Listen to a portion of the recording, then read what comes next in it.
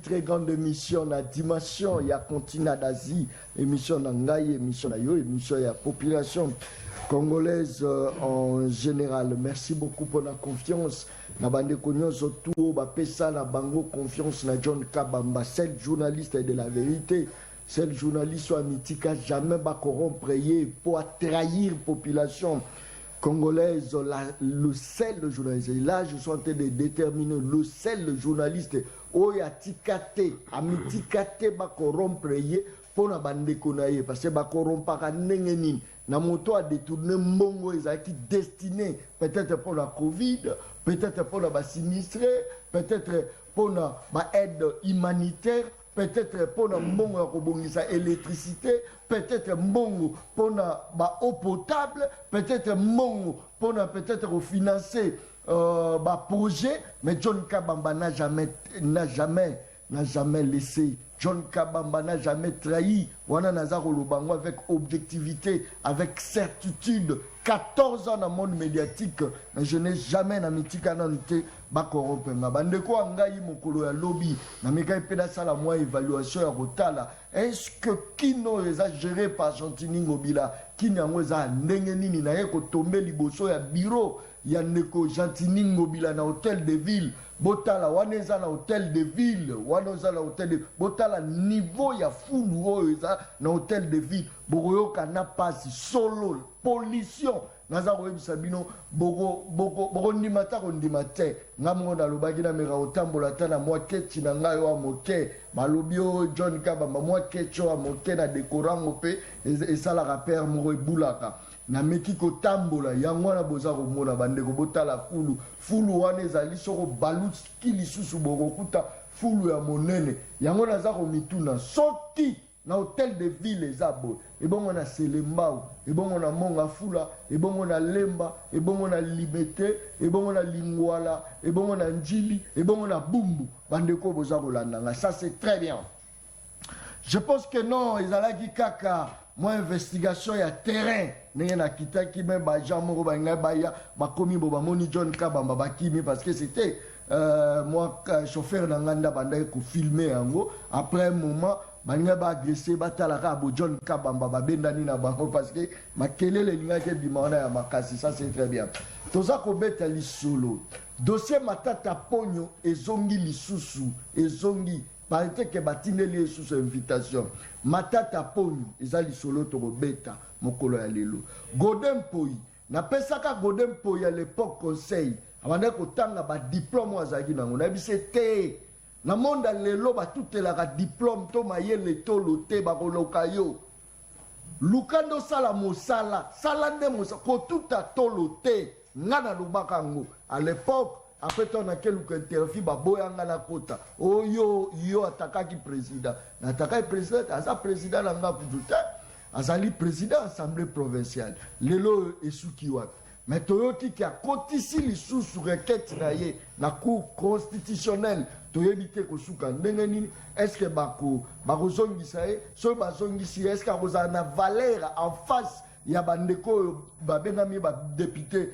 provinciaux on appelle ça lisolo tokobeta tozala lisolo mosusu il paraît que Denis Kadima azali na posa ya koyamba Joseph Kabila Kabangi ninga yambaki ba Fayulu ayambi ba Matata Ponyo mais Joseph Kabila wana na yoki ayebisi yonde lungwa se déplacer yakala kinakati moi je ne peux pas me déplacer ça c'est très bien est-ce que ça yango to eza yango te élection eza komema makambo ebele élection eza komema makambo ebele pona bandeko la biso ba chômeur pona banso élection salami ba ozwa mosala pour la bandeko la biso mususu élection salami courir ko bonga mai ko bonga on est allé solo to robeta na katia plateau deux invités la katia très bien voilà boza ko mona brique boza ko mona Christian Beya j'aime bien travailler avec ce type en une expérience makasi c'est parmi les réalisateurs ou accompagner la mosala nanga pour les lots mosalo et mata vraiment makasi Christian Beya les professionnels ça c'est très bien liboko boza ko mona o boza ko mona Soko pesi $100 ya pamba botala sikoyo $100 valeur nango na franc na biso. Pourquoi franc et perdre qualité bo billet moko ya $100 ba obimisela obo lelo dollar et mati pour le lot soit vraiment aux $10, bazo on a 26 000 francs. $10 équivaut 26 000 francs. 26 000 francs. Et là, on ça la passe. Ça, c'est très bien. Est-ce que ça mes gestion? Est-ce que ça crise? Est-ce qu'il faut topper Satan? Peut-être que tout éviter. Très bien. Nakatia Plateau, des invités. Aristote Ngarimé, n'a représenté. C'est un jonqueur, l'homme qui monte en puissance. Aristote Ngarimé, l'homme qui monte en puissance. Ça, c'est très bien. Tozana est recherché par la population congolaise. Ça, c'est très bien. Invitation, Kotagimon est belé. Il y a Aristote, il faut Tozala, non, Nakatia Plateau. Ndeko Gauthier, Tozana est. Yépé, en tout cas, côté à Union Sacrée, ça va vraiment makasi. Au moment où Chantini Ngobilaza pour investir pour le communicateur d'ailleurs, c'était le moment où le pasteur Godem Poyade Kolata Makasi, Azako Lakisa ba griffe dans les réseaux sociaux. Tant que Bitumba Siko parti na ena ba communicateur, Bazako Mona Nate, Nani Alobi, John Kabamba, les journalistes du moment. Ça c'est très bien. Un pasteur à Kepa Bakimbangiste, Boyoka Dio d'affaires. Ça c'est très bien. Merci beaucoup. Gauthier. Mbote ndeko John Kabamba, mbote ndeko tukuta na plateau, na pesi population congolaise nous tout mbote, mais pensez que peut dans la partie est, nous sommes ensemble avec eux. Je pense que le débat sera républicain pour que tout parler République démocratique du Congo où nous avons la seule patrie où nous devons protéger parce que nous avons légué Banana Bisso au Bakoya. Merci pour votre invitation. Tu penses que depuis au Banda Koussa là débat on a déjà et important un plus dans Katiambo Banabiso. Tu penses? Non, moi je parle dans le débat pour nous débattre. Je viens parler de la République. Là où depuis au Banda. Tu penses qu'il est important déjà un plus? Non, mais oui. Sauf qu'il s'agit d'une chose où nous devons que pour l'intérêt beaucoup avancer. Je pense qu'il va conserver au Banabiso. S'il faut défendre la patrie, nous défendons. Je pense qu'il est important un plus. Patrie, tu défendre ton parti politique. Non, il faut ton président. Il faut. Et là qu'il faut moi, nous défendons le chef de l'État, bien sûr. Nous défendons également notre parti autorité morale. Mais s'il faut parler aussi de la patrie, nous sommes là pour parler de la République. Là où il s'agit de dénoncer tout le monde. Non, ne faut pas. Ne faut pas confondre. Il faut toujours savoir faire la différence entre un patriote et un militant qui milite afin que le pouvoir n'a pas c'est ça. Non, ce qui est sûr, nous sommes en train de faire les chefs de l'État, bien sûr. Il y a ceux qui viennent critiquer, là, il ne faut pas même pas critiquer. Il faut que tu on n'est pas de Sankara, mais tu dois défendre les chefs de l'État. Non, on défend les chefs de l'État parce qu'il y a des gens qui viennent. Non, il y a des gens qui sont aux attaches de l'État sali, avec ces papiers, ils ont PMB. Tant qu'il est de l'opposition, on va papier, ils ont moins. On doit rendre éclairé, peuple congolais, non, ils ont PMB, ils ont moins. C'est notre travail. Il y a moins de patriotisme. Non, mais là où on veut mentir. Et si on va cause à peuple, si on va pas cause à peuple, on va très bien. Merci. La bande de mission na ndenge na ngai moko ngamoko na banda ngo bongo. Très bien. Naza opesa siko maluba na ndeko Aristote Ngarimé, Aristote Ngarimé na Katia Plateau émission Le peuple parle. Aristote Ngarimé mbote na. Mbote mwana Congo John Kabamba. Na pesi mbote na bandeko nyoso bakola na biso sika bazwami nazara surpris akoyoka ke émission za rappel suivi na province na ngai. Bazuele otuele balandara émission oyo Kisangani balandara pe émission Le peuple parle. Na utaye kuna récemment ba rappeler ngai ba pesi mbote yebisa ndeko John Kabamba tolanda ngai ti kotoyo na bazuele otuele. Donc merci na pesi bango nyoso mbote kuna na pesi batu bakola na biso pona ngai ezalaka devoir ezala wa mutake musala. Nenge fonctionnaire à la Mukana Tongo, Azuba document na yake musala, a continue biwa fandi. Ngapi pona nga koya na mission oizawa musala. Na la Mukina Tongo na sukoli, na la tiveste na Azuba. Déjà pe futa yo. Et ko futa ngai, je dirais oui, je crois oui, et futingai. Je crois et futingai. Le peuple parle, voilà. Surtout pour la sincère. Parmi ma émission ba o futinga de mingi, c'est-à-dire que utine bandi awa.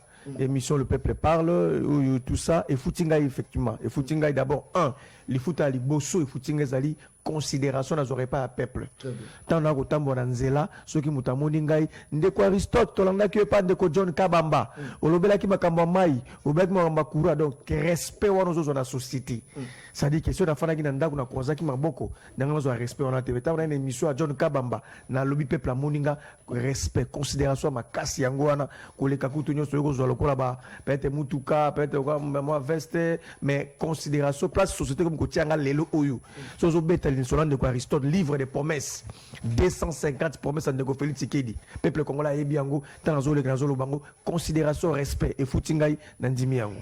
Aristote, est-ce que vous avez que Nazalaka n'a pas appel à la population belé population congolaise n'a pas de parlement. Il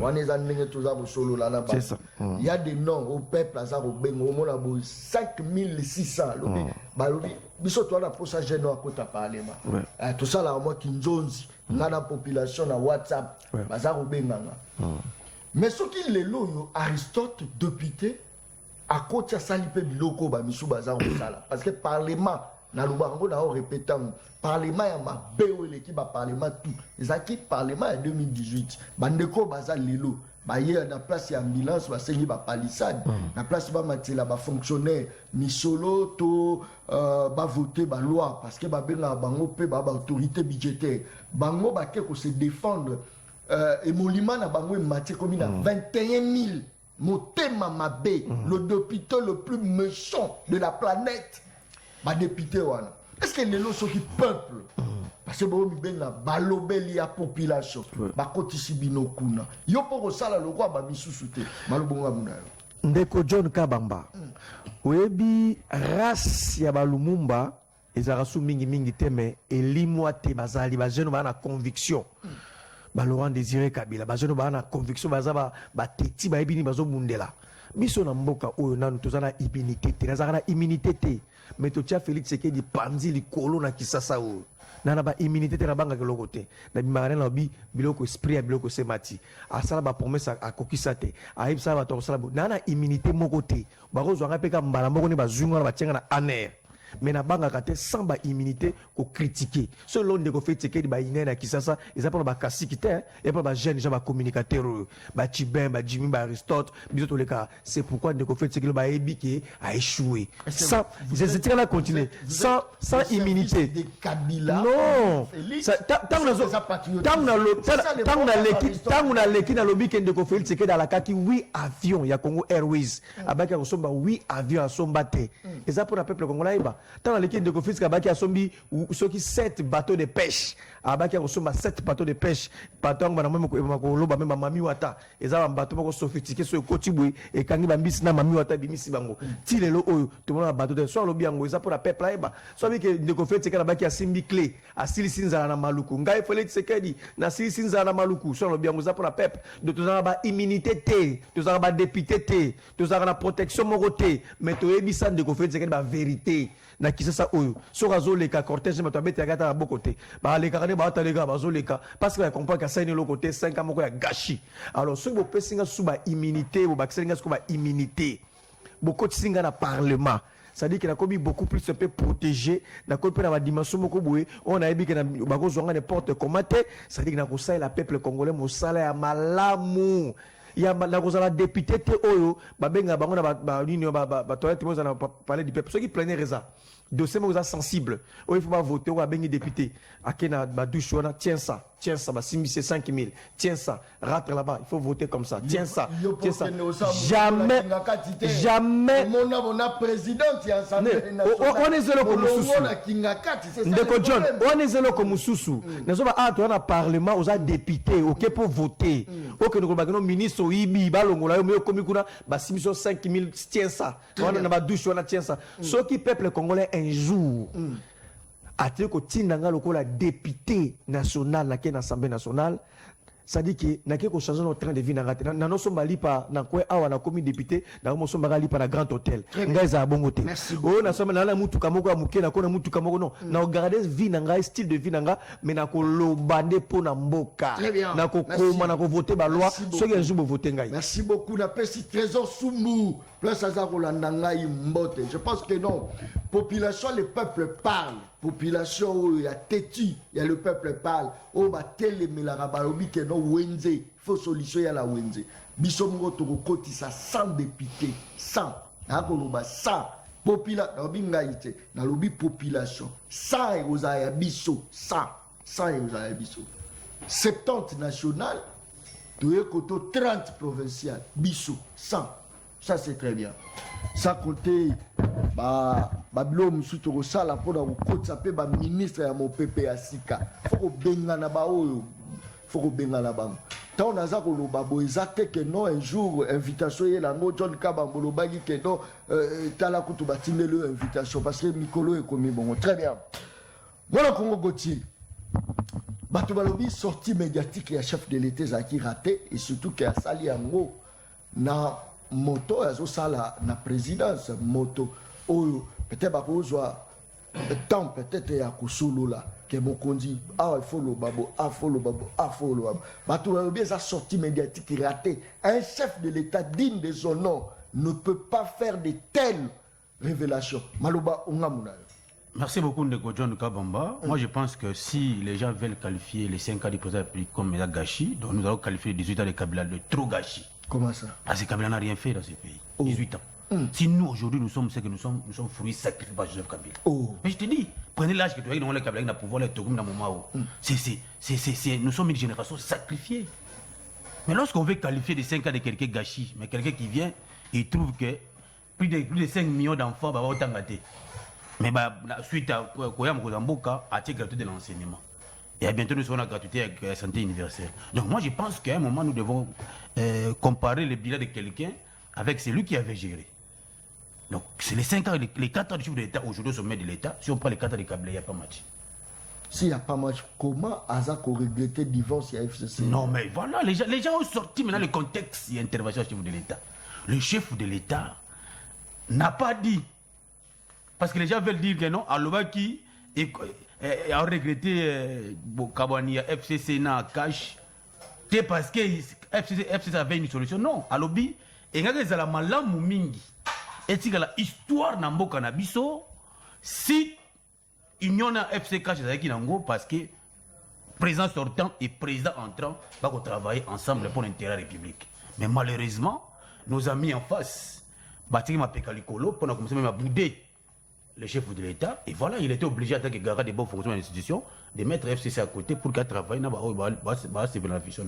Donc les gens, dans le contexte, c'était l'intervention de la cadre que surtout avec ensemble, qu'on travaillait entre un chef de l'État sortant, et moi, lui, le chef de l'État entrant, pour le moment, il n'a pas passation pacifique à pouvoir.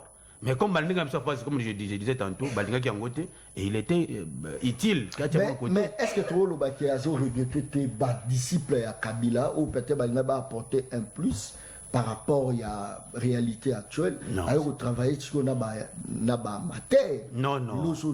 Peut-être qu'ils ont regretté. Il y a des batunda, il y a Kassende, il y a des batamine, les lots engagés, peut-être des militants. Bato baleka na ba TV to promouvoir bango or bazali na bango bato bazako lela libumunzala bake kuna pe na ba nomination ba voyage na ba Facebook ko chaka ba mituka ba nini ba omisko koyokisa na peuple wana mutema lukundu. Est-ce trop lo bake non entourage ya Neko Félix Antoine Tshisekedi ils entourage ya bato bazako maîtriser la bonne gouvernance té anaka profiter yango la mariage ya FCC cash mais azo regretter kaka. C'est trop le baïsabo. Non, comme je disais au début, babi dans le contexte. Très bien. Quand on regrette mon mariage entre FCC Cash et dans le cas de Moko, c'était resté un événement historique. Entre un président entrant en fonction et un président sortant à zapper en vie. Parce que vous comprenez avec moi que nous n'avons pas chef de l'État au bazar en vie. Non, c'est pour le peuple congolais. Joseph Kabila, gouverneur de la province de Kinshasa.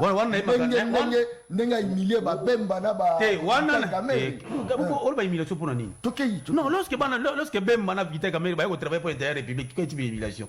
Un point la carte est difficile pour que Mboké gagne le bosso. Donc si les gens, là où les Congolais faut dire des patries RDC avant Makanis Nabiso. C'est-à-dire que avant de rendre RDC, moi je trouve que le chef de l'État de Guetta qui n'a parce que c'est l'événement historique au peuple, comme exemple pour comment on a un président sortant qui a envie, on va travailler en Côte d'Ivoire avec le président de la République. Mais comme je disais, comment? non, mais bien. Non, il y a un lobby. Travailler. Mais Kabila avait dit qu'il n'a même pas 15 personnes. C'était les grands regrets, non? Depuis Naza 18 ans, on a 15 personnes qui collaboraient, il avait dit ça. Mais lorsque je suis venu à mon accueil, Bato à Kabila, il travaille avec Bato Yakash pour l'intérêt public, il m'a bêté. Mais comme nos amis voulaient prendre comme si Kabila était encore au pouvoir, ils ont subi les ressorts et les pays avancent. Il n'y a pas de problème. Les pays avancent. Mais le contexte était que je veux regretter du fait qu'il faut que Kabila Zala n'a pas tenu la carte du gouvernement pour avancer. Non. Très bien. Pas ça, les contextes. Merci beaucoup. Ça, c'est très bien. Aristote mais très bien. Est-ce que Joseph Kabila a fait qu'on regrette du fait que Aza n'a alliance Ndeko Félix? Une très belle question. Tu es très intelligent. Est-ce que Joseph Kabila a regretté? Ndeko John, et là, comme il s'est engagé Maël Mingi Ndeko John. Merci beaucoup. Franchement, vous avez rappelé Maël. Ngaza appelé moi, Moutoulatanga, Tanga Ming, Nabi ko sonde Maël. Yosa Maël. Merci. Félix Tshisekedi a regretté qu'au Kabonaya FCC cash. En d'autres termes, a regretté au Kabonaye na Kabila. Là, il y a un risque de poser question. Est-ce que Kabila P na côté na ye, aza ko regretter qu'au Kabonaye na Félix Tshisekedi? C'est ça votre question. Très bien. N'a pas répondre à deux volets. Premier volet, n'a pas répondre au col comme intellectuel, hein? Le col intellectuel et puis comme homme politique. Au plus profond de moi, ngana kanisi na moni kokota kinekati kubima ko so ana raïs ko so apena pe perdre tout ça. Ngana moni nde que peut-être Kabila ko regretter pourquoi ça là qui est confiance. Oh, pourquoi Kabila avait fait confiance à Félix Tshisekedi. Je crois qu'il regrette à ce point-là. La confiance ça là qui Bokaboni peut-être regretter la confiance. Bah ça là qui mon ama confiance. Confiance, Kabila fait confiance à son frère. Atiaki tout à sa disposition. Tout à sa disposition. Tout à sa disposition. Kabila fait confiance à Félix Tshisekedi. À ça qui est confiance. Quand tu fais ce je bénéficie des conseils réguliers de mon frère. Compatriote, il faisait référence à Kabila. Kabila, réalité, oui, Moutoumoko, au salier confiance. Mais du coup, pour évoluer, avec osala makamazali contraire ya constitution ndeko toye beloko moko toye bape constitution makambo ebele président Félix Tshisekedi na okasa comme se bana ko telemelaye bana ko telemelaye te ezalaki nde esprit ya constitution tozalaki na forme ya presque ya cohabitation moko oyo ndeko Félix Tshisekedi na ba député na yetu na parlement bazaki même pas na 10% ya poids parlementaire, parce qu'il n'y a pas 10%. Majorité à députés, parce qu'il s'identifier et pas à Kabila, pas à FCC. Je dis pas Kabila, il n'était pas député, mais à courant à FCC. Donc, ce qui est un rapport de force dans 4 assemblées nationales, Félix Tshisekedi a moins de 10%. Il y a des députés. Kabila Zaki n'a pas belé. Dans le contexte que wana sikoyo, oyo batwana ba député belé ba proposer premier ministre. Yo président, oyo ko la mukasute ozo ba décision ndenge yo lingi sans pour autant au consulter force oza présence na yo. Yango comme nango premier ministre Zaki wana. Comment premier ministre autaki et pas na biso autaki la IDPST. Pourquoi Ilunga Kambazaki militant il y a PPRD de Batiaki wana pourquoi Zoaki Mutoya IDPST pourquoi parce qu'il reconnaîtra que Ilunga Kambazali fruit à force politique moko na contexte que wana déjà oyo za la majorité te premier ministre auti na kamususu yo président de la République oyo ko la mukate malamoko sali makambo nyoso lingi ça au consulter c'est faux le contre saint il y a ordonnance mususu ezaki même pas signé par Ilunga Lunkamba akeka na Lumbashawa mbala moko bazui VPM intérêt ba pesi asali en fait c'est ça l'esprit même il y a une ça qui la mise en 60 tout ça qui va crise belé on croyait qu'on va corriger ça mais automoni c'était un coup d'état institutionnel un bon matin de Félix Tshisekedi au lieu à ça la élection pour azoa député belé abino on est dans la moulay a initié révolution moko na kati ya parlement Parlement, oyo palissade pesamaki salaire ba député et ba samaki ba intimidation de azwa qui majorité les loyo azwa qui on a contexte on a so cause la majorité té au ko gérer comme si tu as de la majorité non il faut tenir compte de la majorité nous avions de la majorité à l'époque. Donc, biso tu dois regretter confiance au Tosala qui ne confie ce qui dit. Confiance, mais de deux. Bozala qui n'a pas ça, il y a coloniser Félix Antoine Tshisekedi. Il ne s'agit Félix a refusé la colonisation. Félix Tshisekedi, non. Je crois que Batamaël Bassali Pena droit à sauver Kolandangaï. Dans un contexte où un président n'a pas la majorité au Parlement et il n'a même pas un premier ministre. Premier ministre Zali Oyayete. A failli mon sous. Donc, président Kolamukate a ça la makambu a majorité à faire fi. Tu as dit qu'il a écarté majorité de la présence. Il faut toujours tenir compte de la majorité de la place. Donc, bisot, on avait une majorité. Comment vous voulez gérer? Vous n'avez pas la majorité. Premier ministre a outil la famille, a outil la famille mon sous parce qu'on récolte la majorité. Mais des choses qu'on doit au consulter bisoté. Dès qu'on soit il y a Monique va manquer respect. Oh, c'est de la rigueur. Donc biso doit qu'on regretter Kabila soit qu'on regretter l'autre Kabila qu'on regretter confiance à ça qui est pas Félix Tshisekedi à porter qui est dans mon thème accepter son frère andima qui va comme ça matiki pouvoir va proclamer Félix Tshisekedi aleki à organiser nini opération civilisée vous voyez que jour de Félix Tshisekedi a ko prêter serment vous voyez que même Chadar Azaki na salle Chadar alongwa qui na salle Azaki wana tala ba vidéo Chadar Azaki candidat dauphin ya Kabila oyo azuite mais jour Félix Tshisekedi a ko prêter serment merci wana mais okomona Chadar Azaki wana Chadar aye le roi petit à Joseph Kabila aye karade kuta ba disciple na aye non même pas c'est ça le problème aye kakaya non pour dire que non pour dire que pas que à un niveau mon qu'on a pas Félix non c'est ça aussi le problème Aristote arrive ça c'est tika provoquer en fait aya qui pour la combattre non azako appuyer tout ça lui confiance un président qui a été élu, il n'a pas la majorité, tout ça quoi appuyer toi pour mais nous regrettons la confiance au Tchèque et pas mais il nous a décidé par un coup d'état institutionnel et puis au lieu de faire ça la malam ko les kabiso t'aurais tenu qu'à ma promesse. Merci. Les lots criminalité commis généralisée dans la ville à Kinshasa, bah kidnapping. Merci. Les lots bah promesse à la Kabiso tout le monde est l'autre côté. Alors bah qui a coché à qui j'ai naé na Goma. Le bah tout n'y question pas Joël c'est Tina Salama. Yo le bah qui na 2018 qui a causé à qui j'ai na otiki à mon Goma. Boni le lot. Alors bi non les lots bah technologie c'est comme belé bah WhatsApp c'est comme WhatsApp na ko gérer ka Goma na WhatsApp. Technologie, c'est comme il na ko gérer. Mais je vous dis, il a dit ça. Il a dit, Abi, alors WhatsApp est comme il belé, attends, soit qu'il a gomaté, à travers WhatsApp, Abi Peko, gérer Goma. Ce que sont au Tuni. Na 2018, WhatsApp est à quitté. Tant on a reçu la promesse, tant la promesse qui va na Goma, na rotia, qui j'ai na kuna, na refanda kuna, na s'installer kuna. Wana WhatsApp est à la gâté. Wana Facebook ezalaka lelo nde sikoyo Facebook komi ababia na gérer Goma na Facebook na WhatsApp. Merci. Donc c'est ma promesse est ratée. Merci place nyoso zali milobela qui est topé sa John confiance topé sa confiance au mérité pendant 14 ans. Il n'a jamais cédé. Celle 14 ans, il a la même philosophie, n'a changé la philosophie. Ça c'est très bien.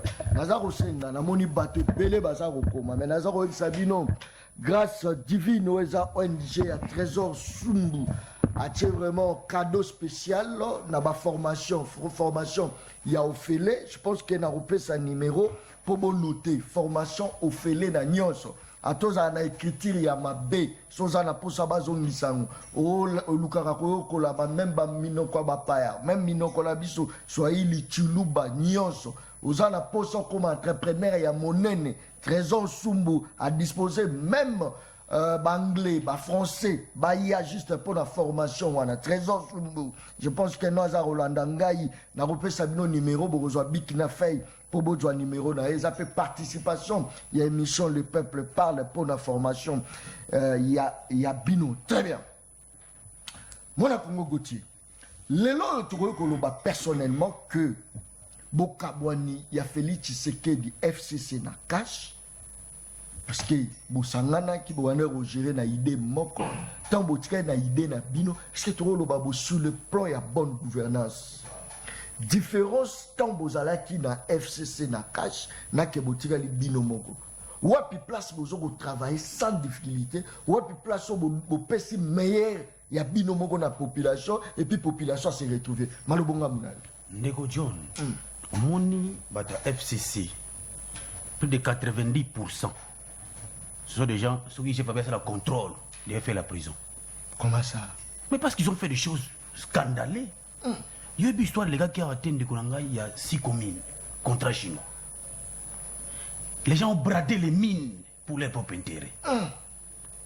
Bazui, aéroport en Djili, on dirait Kamunde, le bâtiment bandité, aéroport en Djili, les écoles devaient construire des bâtons. Aérogar, la prison sous bâton. Donc les gens bazui, milliards, bâtir dans la poche. IGF a traqué FCSANI et comme acharnement. Donc je vous dis, ce sont des gens au bazar les sauts à couper sa pépé congolais parce qu'ils ont pillé les pays. N'a pas si un cas précis contre 6 communes. Au bazar ba minamboka, bâtir la place bâtir l'intérêt personnel. Tout ce qui était comme projet pour la exécuter et ça maté. IGF passé les comptes en à la place publique. Entre autres, Kakabata FCC.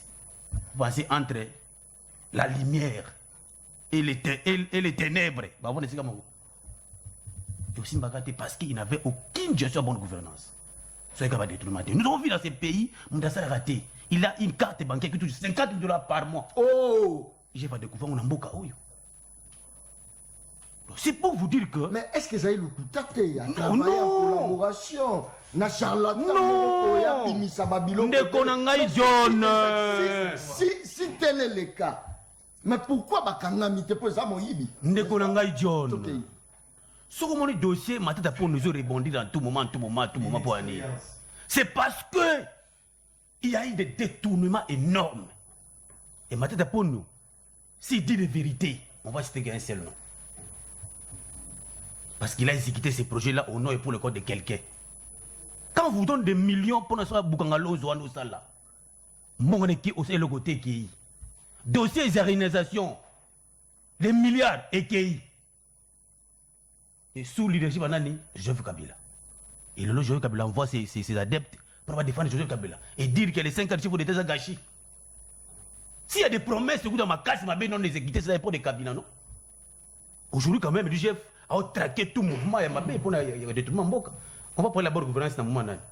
Moi, chef d'État Félix. À l'époque, il n'y avait aucun contrôle financier. Mais aujourd'hui, le mot qu'on a le caisse à l'État parce que tu seras interpellé et arrêté. Là, pour la parenthèse, moi, vite. Comme on a dit de construire Mamaïm. Ce qui n'est pas câble, entre un privé et un Libanais qui à l'époque. Et comme la qui Zorobabel, on a traçabilité. Mais le chef d'État pouvoir, on a de construire, moderniser Mamaïm. Construire ou réhabiliter? Non, construire. Pas réhabiliter, construire. Maman, tout va bouger qui va montonga. Qui est dans des matières. Babouki Nyon, mais quand on parle des promesses, le chef de l'État, mais tant qu'il avait promis la carte d'enseignement, il a réalisé. Tant qu'il avait dit non, maman, il sera modernisé et construit. Tant qu'on peut. Déjà, dans la liste, on a la promesse. Fait il m'a fait le roi de aussi là. Parce que je voudrais réaliser des choses énormes. Mais je voudrais venir. Quand on vous dit quelqu'un qui lit aux intellectuels, il vous dit les FCC avaient des députés au sein de la majorité, au sein du Parlement. FCC est une structure qui n'avait aucune personnalité juridique. Oh! Je vous dis, je ne suis pas sûr qu'on soit tout juriste. Comment il peut avoir des députés? Sauf que le bâtonnet qui a une personnalité juridique, pourquoi on soit pas député? Et au début, qui avait identifié la majorité parlementaire?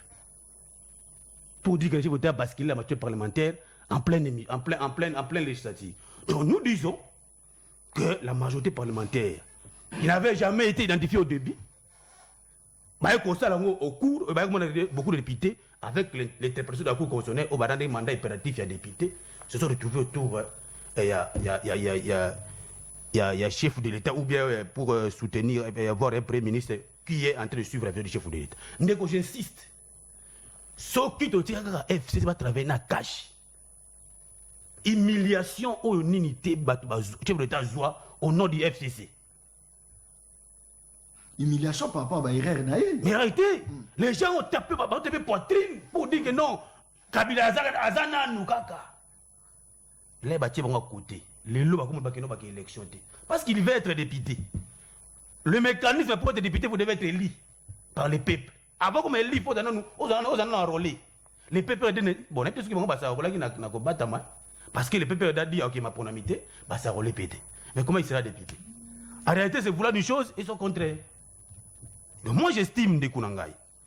La gestion de bonne gouvernance aujourd'hui sous le président Félix, ils ont mal à mon mingi. Collègue mariage. Triplé coûte collègue Kabila coûte à l'époque. Oh. Mais je te dis, à l'époque où il y avait des détournements énormes, aucune gestion de la bonne gouvernance c'était à l'époque de Kabila. Je vais te citer un cas patat dossier 6 communes, des milliards.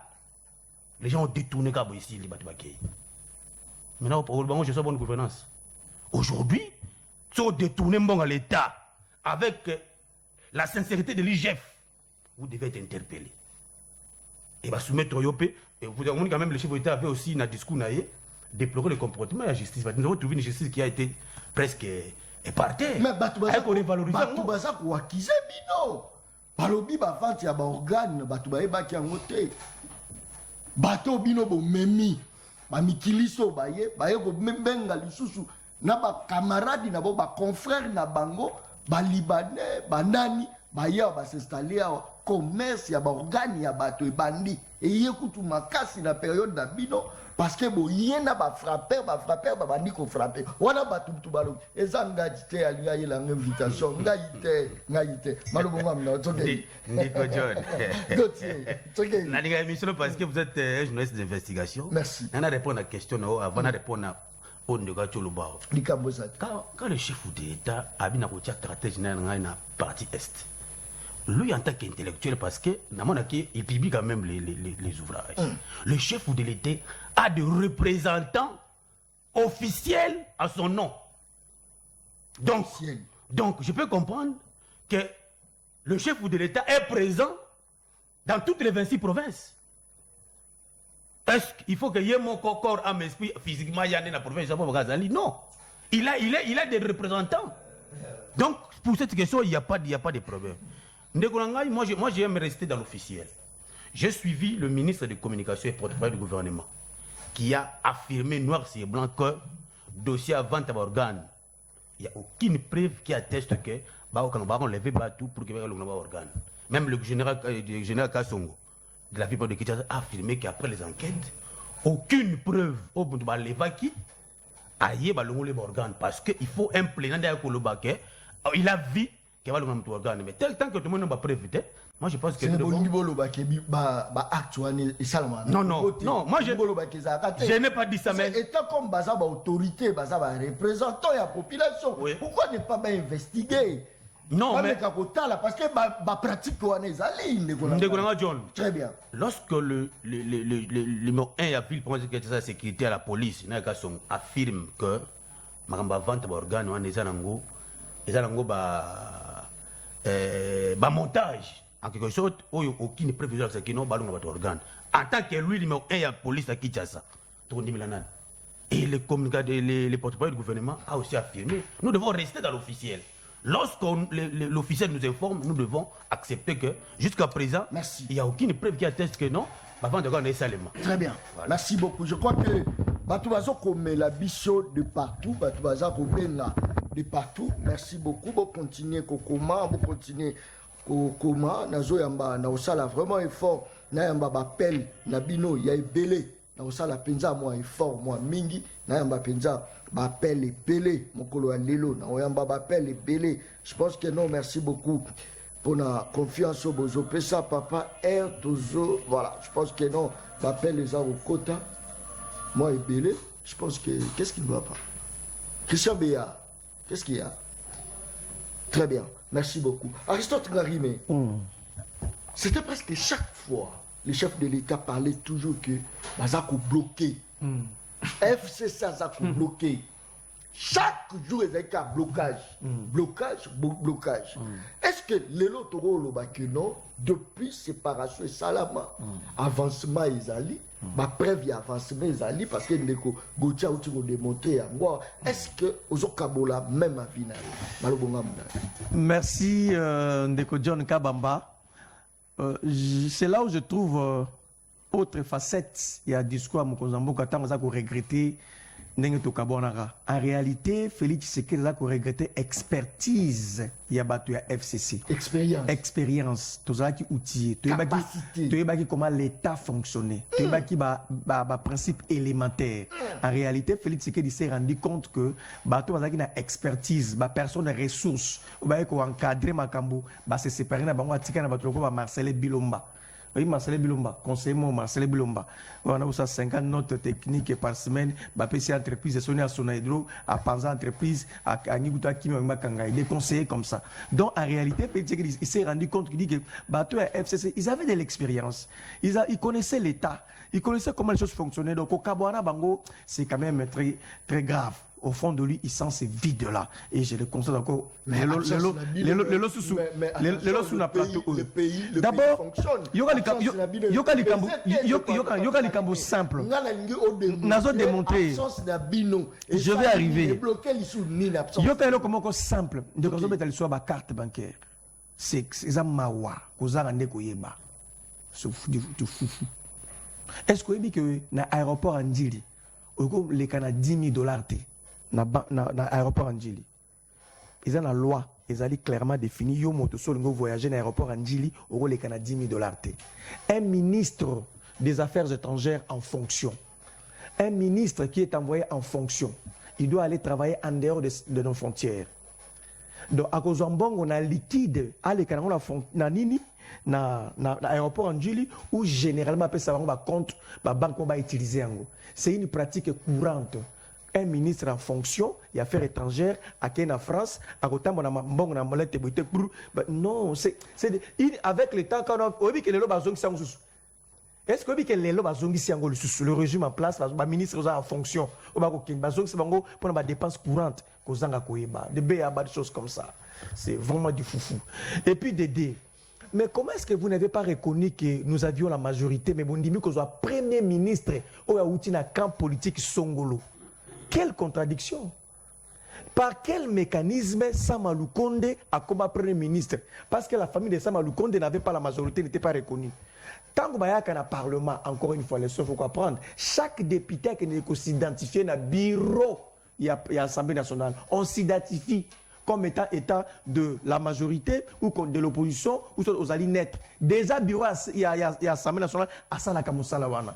Alors, comment vous avez accepté Moutoulokola, Ilunga Kamba plutôt, Ilunga Kamba à la Premier ministre, alors qu'il n'y avait pas la majorité? Encore une fois, des ratés, des choses comme ça. Je vais encore aller plus loin. Ndeko Félix Tshisekedi, Alobane Kolbake, c'est le FCC qui m'est bloqué. C'est le ministre de FC qui m'est bloqué. C'est Kabila qui m'est bloqué. Si on a un salaire, c'est Kabila. Si on a un c'est FC, c'est le PPRD. Or, c'était du faux. Il y a Liboso. Ndeko, Félix Tshisekedi a eu pouvoir. A Liboso, projet à 100 jours. Na projet à 100 jours, wana, ni moto ya PPRD a quitté. À ça, on a directeur du cabinet naïe. Bakutani, Basangani, talandenge ba liambongo ya projet à 100 jours. Il procès bidon na RTNC où le résultat c'est extrêmement grave. Donc, le problème, ce n'était pas le PPRD. Directeur des cabinets à l'époque, piloter programme à 100 jours, et c'est très grave. Tu avances l'issue. N'habite ceux qui invité dans le nature, yambong ya ram. Nandi azali initiateur, il y a projet à ram. Nandi aliambong ya ram, congolais. Nandi oyo. Yeto qui n'est pas un kotuna, mbongo ya ram et kenda wapi, kimuibi yango wana. Et au plus haut sommet de l'État, tu es biango. Toké na parlement, faut être méticuleux. Commission économique et financière na parlement, va examiner budget, tika comme on a trace mon côté en mbongo ya ram. Ba moni place mbongo ya ram et kenda te. Nani azwa mbongo ya ram? Et c'est la bonne gouvernance, c'est l'FCC qui bloque, c'est Kabila qui me bloque, c'est Bissot qui bloqué, et c'est très grave. Détournement, il y a Tile Gelou, programme à Tile Gelou détourné. Rétro-commission, 15 millions de $ détournés. Tout ça, c'est mis dans un sac, c'est avec ces régimes ici. Est-ce que le PPRD était proche naïe? Non. Donc, ce qui revient à dire, c'est qu'il m'a faux fouillant, il m'a cambolé le couta, il y a incompétence, qu'on s'est victimisé, qu'on s'est dédouané. Alors, au fond, il n'y avait absolument rien. Depuis to kabwana na ndeko Félix Tshisekedi lelo akoma ko regretter abinaza ko regretter ndenge na kabwana Kabila naza ko regretter ndenge na kabwana FCC na ko regretter na kabwana bandeko nanga il faut travailler ensemble depuis to kabwana quelle est la réforme ya makasi o ndeko Félix Tshisekedi asali yango o ezana ba conséquences moko réelles na vie ya ba congolais réforme politique publique oyo atie en place makamuni ya munene oyo asali to bakelelo yo ndeko Félix Tshisekedi asali yango depuis akabana na biso et puis c'est que boyeba ndeko alobi ke a prometaka gratuité à enseignement non gratuité à enseignement n'est pas une promesse c'est une disposition constitutionnelle oye aebi akuta parce que il faut qu'on rappelle à bateau Félix Tshisekedi a voté la constitution oyoté pendant qu'on était de faire la constitution ndeko Félix Tshisekedi na Belgique. Et puis nous sommes en Belgique, il y a voté la constitution OYOT. Donc Azali bénéficier de la constitution OYOT, ni le tenant et aboutissant. Donc à voter en OYOT. Donc Ezaki dans la carte la constitution, il faut gratuiter ça les mais ils ont la graduelle, ils ont la sectorielle, ils ont la provinciale parce que ils ont la et là comme on a voulu qui était comme ça là. Donc ce qui revient à dire bon tant que la réforme on de fait que Sali, qu'est-ce qu'il a fait au depuis à Kabana Bisso? Zéro. Il y a que des c'est que yonolo depuis Bokabwana et l'eau comme on malongé salama ni innovation ni la créativité rien du tout mais il y a moko sincère mais c'est-à-dire dollar on avec sa population que Félix alia kambongo ya salaire ya peuple au félé na ba ministre na c'est ça ndeko Félix c'est que dans pouvoir populisme a outi potazi a 160 millions dans la banque vous avez balka moi sala kana a ke poto azu frais d'émission bongo tikala ki yaga zoksa na banque to mona bobeti na bongo président mala depuis azongisa ka mbongo na banque wana 160 millions azongisa na tilelo pourquoi azongisa so bongo te donc ezaki ba action moko trop play en réalité yango te nazo ya kuna est-ce que yebi ya risotari mais naza ko ya kuna lelo oyo FCC azana été omoni azali incapable de maîtriser dollar lelo dollar est commis combien $1 est commis que se changer na 26 000 ouais. Ah voilà, Koulinga Gadzana en retard. Et si avant de comme à la fin du mois, on a commis 3 000 francs. $1 est comme chez 3 000 francs. Parce que incapable de maîtriser le cadre macroéconomique, maîtriser ma cambo, il y a dollar, dépréciation, il y a francs congolais. Le lot de conflit, il est seul. C'est Kabila qui s'est maîtrisé à quitter sa dollar. À maîtriser Ango, c'est le PPRD.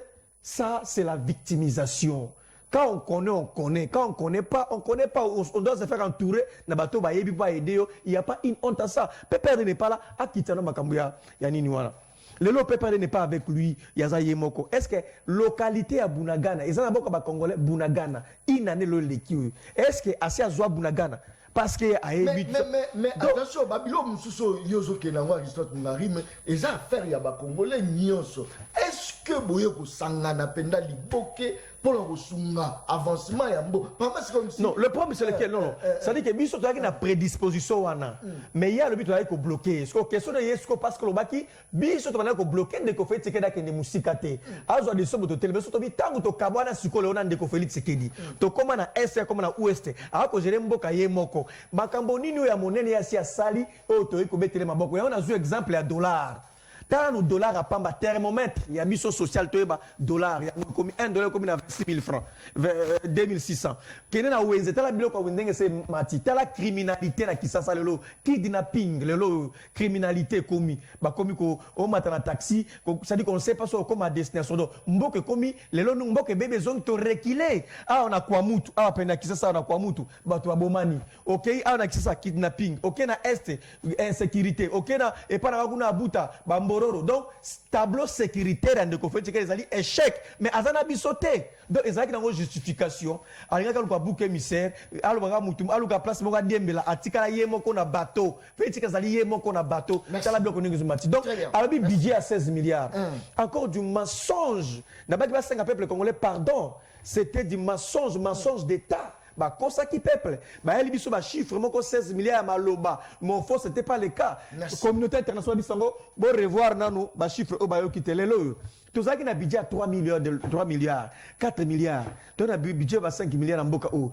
mais avec ce budget là chaque fonctionnaire on paye va foutre si pas les 15 le 20 on paye déjà les fonctionnaires maintenant faut fonctionner à temps les lots va fonctionner va comme barrière fonctionner va comme barrière aïe ba va foutre temps nini les lots mais budget il y a 16 milliards budget à 16 milliards Naza est capable de son avion, mais mission a 4 milliers de son avion. Donc, merci beaucoup. Ça dit qu'en réalité, merci beaucoup. Quelquefois le malheur est bon, qu'on se sépare et aider mission maintenant on va justice. On va justice. Na rozonge lango. Kobanga tu rozonge lango, nazo peso ko minute belé parce que très bien. Papa, tozalaka na budget il y a 3 milliards vina biso ezalaka apaisante. Voilà, ezalaka apaisante. Mais tu commis na 4 milliards tata la vie na biso nenge komi pasi na pasi ba promesse sans résultat to lembi na insécurité na pays oyo. Monsieur Mangala Adolphe nde mutatini message oyo, ça c'est très bien. Bonjour moto oyo aza pembe na yo pembeni na yo to pembe na yo azoloba ke ba preuve ezate.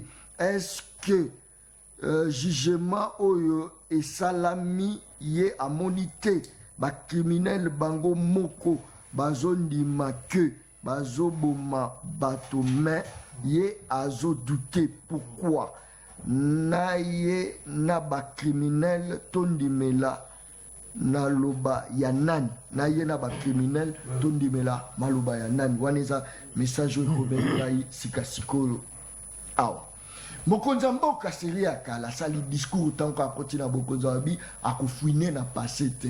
Mais est-ce que dossier à matate ça dossier à passé tout ça dossier à présent malubonga muna. Merci beaucoup Ndeko John. Nanga répondre badana bonda na nanga pese précision. Ça dit que ben fraction ba kangala ki bandeko ba koti ba connaît ba mort et ça qui fraction belé. Vol, enlèvement et autres. Mais on n'a pas abordé la question sur mais attention vol nakata vol wana bango mo bazondi ba tuerie ezala. Oui on habite enlèvement tuerie mort d'homme mais avant d'avoir organe ndé. Mais attention, il faut faire justice. Parce que nani na lopango bajwa ki bango. Pourquoi ne pas ba matakuna ba contrôler na kati ya exactement. Et ça na ba photo muso circuler o mususu kaba na kaba ngam na filma e. Tibo mona ba photo ezo panzana wana azo kekanya maka. C'était moi. Mais boye bango ke tant kolumwa Kinshasa ko kende tikbo koma na kanya makasi. Eza distance à makasi. À partir à temps wana moto ko coopérer pe. Parce que Kaba, c'est un voleur qui a beaucoup d'argent. Un voleur, ou à la mobile, a somme 10 billets pour un conseil. C'est-à-dire, qui peut oser bétami. Cette vidéo, c'est moi. Merci beaucoup, Ndeko John. Un coup de chapeau également à mon général Kassoro Kabouik pour le travail au service national. C'était un service qui a été abandonné pendant 18 ans à l'époque de Kabila. Mais les loyaux, il y a mon amboka après puis Fréto et Tchilombo. Ressuscitango et puis il logo il y a papa Tigeli moi na babo qui au sala Félix aye à honorer ango et avec aide aussi à général Mkasson Kabouik, c'est un homme très sincère qui travaille pour l'intérêt de la République. Ça c'est bien. Donc, nous ne sommes pas d'accord pour que Batman enlève Batou. Là maintenant c'est contre. Et voilà pourquoi j'ai toujours dit que les services continuent à traquer pour que Makambo Sanini est si là. Et la population doit aider aussi les services pour que dénoncer bateau nyon surtout mona azana na moi façon ya kuzara ya quartier pour que les bateaux dénoncer et aussi les coups des tribunaux lorsque bagangi batalongana merci comme bakonne en peine de mort et ça va leçon yo ba batikali batika musala wana. Mais ndeko je voudrais na so ndeko leo assume le bébé. Mais lorsque quelqu'un vous dit qu'est-ce qui a changé pendant la FCC, notez que les budgets aujourd'hui de 16 milliards, on a affecté 1 milliard dans l'armée Nabiso pour qu'Amène soit dans ma casse. Bino Bato Bozaki n'a 18 ans, vous avez laissé la police un salaire à combien? Le salaire à la police est augmenté. Bino Bata Kabila. Là, vous avez pendant 18 ans, vous avez laissé combien de nouvelles unités? Le millier de nouvelles unités va continuer la fonction publique avec une augmentation de salaire de 40%. Augmentation de 40%. 40%. Tiens, mais libre. Bino Batoubaye qui n'a FCC, vous avez laissé la femme VV à mettre dans combien? Le femme VV va avoir 200 et quelques mille francs congolais. C'est pour dire que aujourd'hui, na actif ya Mokonza Mboka, il y a des réalisations énormes pour l'intérêt peuple congolais. Moi, je voudrais tout baisser la précision. On ne peut pas dire aussi à la télé que les loyaux, guerre à partie Est, date de plus de 20 ans. Ici, le chef de l'État a hérité une guerre. Batouba Lougate, qui est ici là, en un seul jour. Et le chef de l'État, la stratégie militaire n'est pas retravaillée. Les pays, là-bas, partout, ça récupéré par les rebelles. Ça sera toujours récupéré par notre armée. Et nous disons que Mouto Bakota qui n'a pas corps pour nous céder partie, il y a territoire Nabiso. Mais malgré que l'accord les mérés qui révoqué à l'époque, mais Bakota qui n'a pas pour nous céder partie à Est Nabiso. Il y a une conséquence logique, là, les loyaux, Est Nabitumba. Est-ce que l'accord les mérés, accord à l'émirat, au Moussa Kotarango, question d'accord du pouvoir, n'a pas nous partie à Mabélé. Tout ça, c'est l'origine, il y a Bitumba partie Est, c'est là comme intact. Très bien, et le chef, lorsqu'il est arrivé, il travaille sérieusement, pour que partie Est en Nini, et si là. Mais il y a le manque de Bélan, non, Toko Talarata, si j'ai pas dans Zalanayo, Nazol Kapena Kango, voilà. Balbaga transparence, gestion bonne gouvernance, lorsque dans le domaine financier, on est en train de faire une patrouille financière sérieuse. Et le lot, nous avons l'IGF qui travaille pour combattre la Mosolamboka, il y a Mboka la Bisso, pour qu'il y ait à côté. Donc, il faut saluer la bonne gouvernance sous le président de la République. Mais je voudrais qu'il évite le dossier Matata Pogno. Et ça, je me refouler le passé. Ici, c'est la justice qui fait son travail. Je dis ça à Moussa Nango, et le chef de l'État a le moment où tu peux avoir l'interview le 30 juin. Aucun dossier judiciaire, il y a tiré au quota, ni qu'on intervenir. C'est la justice qui fait son travail. Les lots, moi je me pose la question. Comment ça fait-il que quelqu'un peut être dans un pays avec un juge naturel? Est-ce que normal? Et à ça pas dilatoire ou non, à quoi réquisé procureur général pour la cour constitutionnelle. Aujourd'hui, le procureur général a des faits nouveaux. Et dans tout dossier, lorsqu'il va faire nouveau, ils ont bakisama. Par exemple, pour défendre. Moi je pense pour l'instant, tous les agissent et contiennent Moussa Nango. Total, s'il est innocent, Babel n'a pas acharnement parce qu'il a géré les milliards de dollars. Est-ce que qui batata pour la basculer dans l'union sacrée, est-ce que tu as su justice à Benissa? Parce que Willy Bakonga, apparemment, c'est comme si à paiement depuis à Kota à Zobina béton, on dirait paiement justice à Betekara. Est-ce que ce soit basculer, tu as su le problème? Non, Ndeko John, tu confonds des contextes. Ici, il y a quelqu'un qui a géré des milliards de peuple congolais, il y a Yonangai, pour que défendre ce dont on lui reproche. Et moi, je ne crois pas ce que Moutaïza, il n'y a pas ce qu'on l'a fait battuter. Ici, c'est la justice qui est indépendante, qui fait son travail, à répondre. Je pense que c'est innocent, comme je dis, il sera laissé, mais s'il est coupable, il doit répondre à l'acte devant Mibo Gambok. Très bien, voilà. Merci beaucoup. Je pense que non, Nazalara Naye, n'a sa comparaison même na Wenze. Wenze est pas comme vous avez un mariage FCC na Wenze est pas comme vous avez binomoko. Tu me connais ça. Maman a se pesaranga ma kasi nenga lobara. Que ça béa. Pesanga quelques minutes ya maman azolo bani na kat binobolanda na kat bolanda kanda tiragité. Mais bolanda ka kat ya maman tolanda non élément wana. Bongo tozonga pona ya mbapela la population. Image riche. Alors papa tolembi passe l'équipe passe botala banzoto tozana ngote banzoto okoti na microscope maladi passe l'équipe basunga biso bakonzi so bali ko sunga biso te batika ba poste batu musuto bazana ma population baya basunga biso tolembi bango bakito tika pouvoir na mwana mboka ye to pesi pouvoir to mona no côté étranger kutazaki na peso zaki moi bien par rapport ya mwana mboka to pesi pouvoir tolembi na ba député na bango na ba ministre na bango kako détournement kaka mbongo nyoso ya ko détourner suka biso population tina na biso nini bolingi bana so bazonga na koshoko ndenge zaki ka tolembi bango bakite na bango bakeye na bango batika biso tozonga na tamba tombo. Merci beaucoup. Je crois que bandeko bazolandanga de partout. Bien parlé. Eza kosenga nini pona ko clipper kaka Wenze ya ba mama. Ezo senga nini.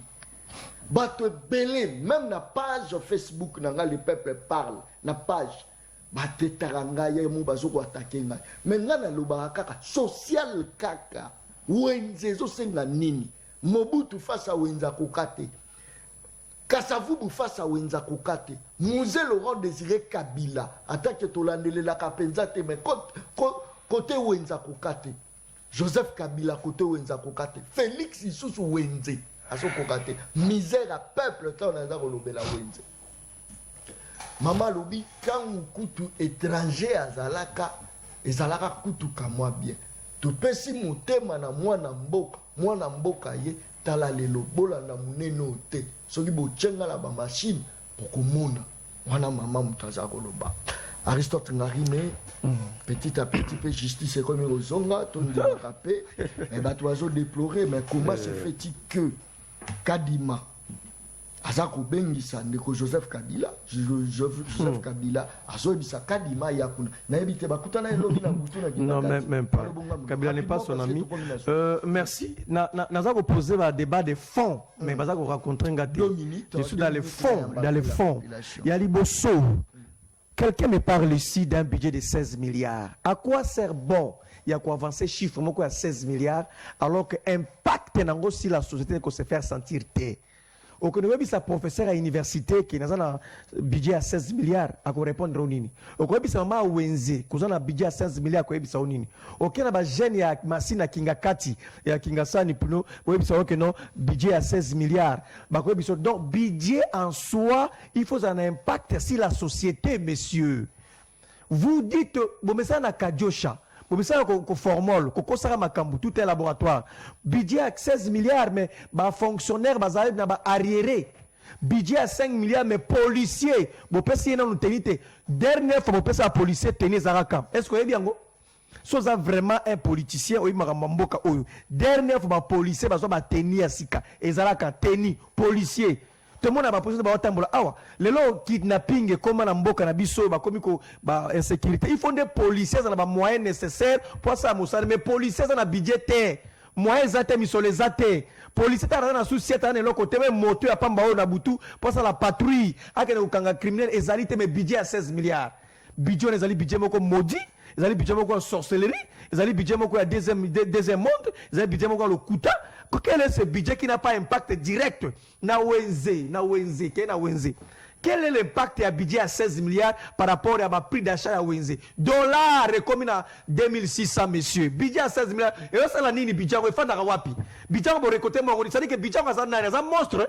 Donc ezaki cadeau c'est quoi finalement budget on ezaki nini? Ezaki nini budget 16 milliards. Tout le monde a un changement de mon côté. Donc je crois que il faut beaucoup d'humilité. Pour reconnaître ma limite nabino, pour que awa to kosa qui peut bosser bango pardon, c'est ça le grand problème. Na qu'est-ce que ma kamba justice? Na ebité ndeko, ce qu'on a qui discours à tata mokonzi. Félix Tshisekedi pas Tina Salama. Félix Tshisekedi a lobi boy que yé azako sepelata mokolo moko te na justice mboka na biso. Justice amabe le président de la République, commandant suprême, magistrat suprême, il a la capacité à les garants de bon fonctionnement de nos institutions. La justice. Ça fait 4 ans que Félix est dans le pouvoir. 4 ans. Mais le lendemain, le Congolais n'a pas la justice ou la justice. Mais pendant 4 ans de Félix Tshisekedi, la réforme n'est pas sali, la rigueur n'est pas sali. C'est le président de la République qui nomme les magistrats. Et c'est encore lui qui révoque le magistrat. Tant que le magistrat, Ibi-Mbongo, magistrat, celui qui nomme et qui révoque. À ça, la canini. Justice, c'est le Zakobeba. Ce qui ne fait que c'est moko à séparer la justice en d'autres termes, ne fait que la ABC va investisseur nyonso ba suko investir na Congo te.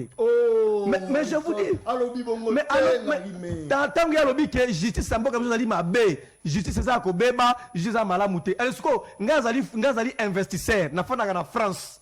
Nazana mboko na ko investir na Congo mais numéro 1 à Congo comme on Félix Tshisekedi lobby justice les ama be eza donc akoya ko investir parce que à côté 1 kanyaka corruption ba kolia mbongo aruma perda donc yemo a bloqué ba investisseur ba na Congo te na discours na que la justice ne marche pas c'est grave. Donc ceux qui décoffrent Tshisekedi a réussir la justice ceux qui a échoué la justice pourquoi qu'on peut passer sous deuxième mandat congolais tout ça maudit dans celui qui n'a pas réussi à faire la justice. Merci. Et puis pour ceux qui s'emballent, pour ceux qui population. donc condamné l'appareil judiciaire, bon, tout Félix Tshisekedi. Quel est le budget réservé pour l'appareil judiciaire? Après ça, ma député palissade. Après ça, ma magistrat combien?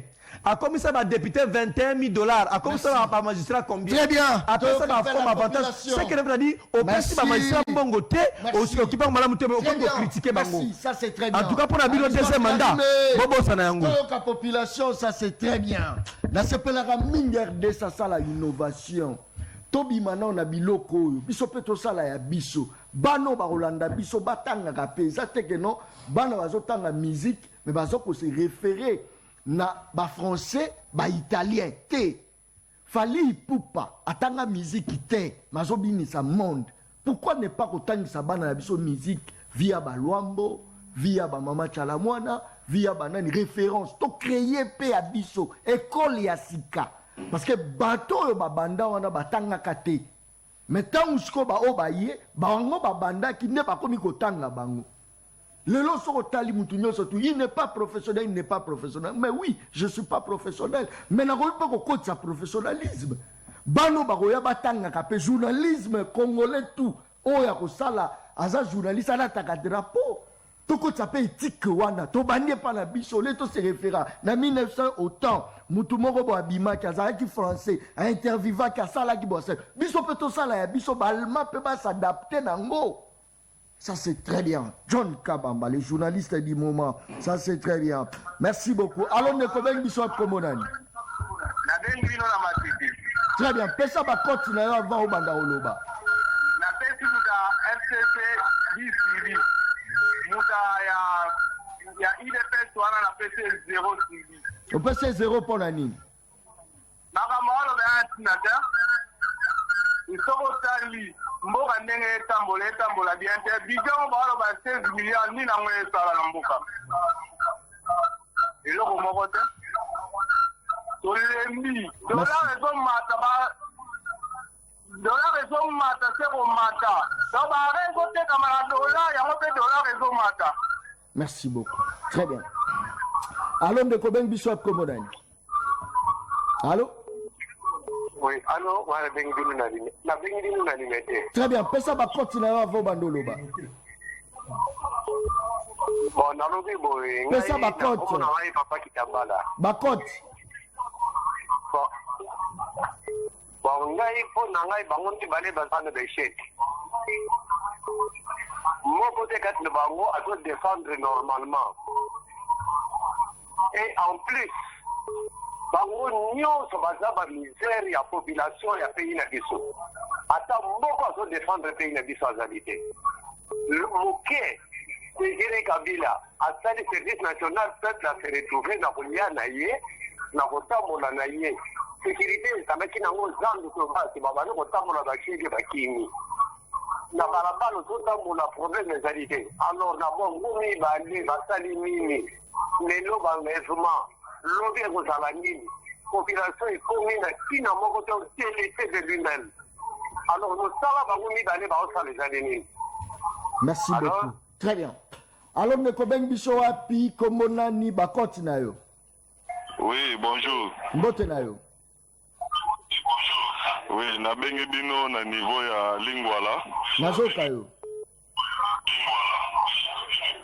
Oui, nangina yebisa ndeko wana pouvoir boye. Pesa bakoti na yo avo bandoloba. Oui, ndeko ya IDPS biloko nyonso azoloba wana boye eza lokuta 0 sur 10. Ngalume nasepelaka no makasi po okangi na oyoka te nasepelaka na yo po biloko olobaka mingi ezala na nzela yango nangi nayebisa ndeko wana IDPS boye ya pouvoir depuis président aza na pouvoir nano abakisela policier mbongo te ti lelo soki oyebaka te Ozasi. ayebi to vérité nano abakisa mbongo te ti lelo. Merci beaucoup. Merci. Allô, Allô Ndeko, Obengiso et Komonan, Tokomina Souka, ça c'est très bien, merci beaucoup. Je crois que ma message est belé, voilà, merci beaucoup pour la confiance. Allô Ndeko. Allô. Oui, Obengiso et Komonan, il va continuer. Obengiso na monga fula. Comment on a Belinda? Ouais, pesa va continuer. Papa po nangai bande komi bale bavanzi wana. Oui, bazolo ba pa fansima na bango Moi, je suis un président. Président à la Kamutuma na rigueur. Dit sur la peuple de l'Union comme un makasi. Insécurité est comme une makasi.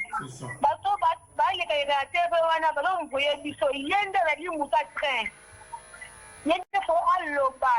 Ce qui est à lobby, général nyoswana. Bana mo a dit que les gens n'a pas mo criminel. Bazo défendre bango. Donc les Congolais a comme et l'eau comme pamba, le Congolais va jouer.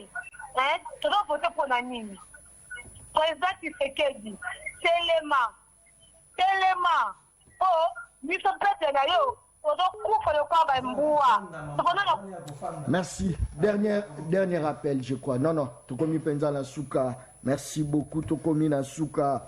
Nzambe abatela ba mampinga na biso nyonso ba médecin nzamba batela bino nzamba batela ba enseignant na biso nzamba batela bango ba médecin baza na grève ba médecin on baza na grève ba médecin baza payé ba professeur balaka bango ba jeep ba pesa bango te tilelo ba jeep ba professeur ba mensonge le kutala kokota ba promesse nzala leki $1 comme na 26 000 francs mboka za kobeba localité c'est Kenda Bunagana c'est Sila. Merci beaucoup na Lionel. Pas de deuxième mandat na Ndeko Félix Tshisekedi. Pas de deuxième mandat na Ndeko Félix Tshisekedi. Et ça on a rappelé peuple congolais que pas de deuxième mandat a échoué par tout kidnapping. Bazako ça ba trafic d'organes humains ba bazako wangana. Ko wangani pona ni trafic d'organes humains. Bazako ba bato bazu ba rein ba foie de wangani.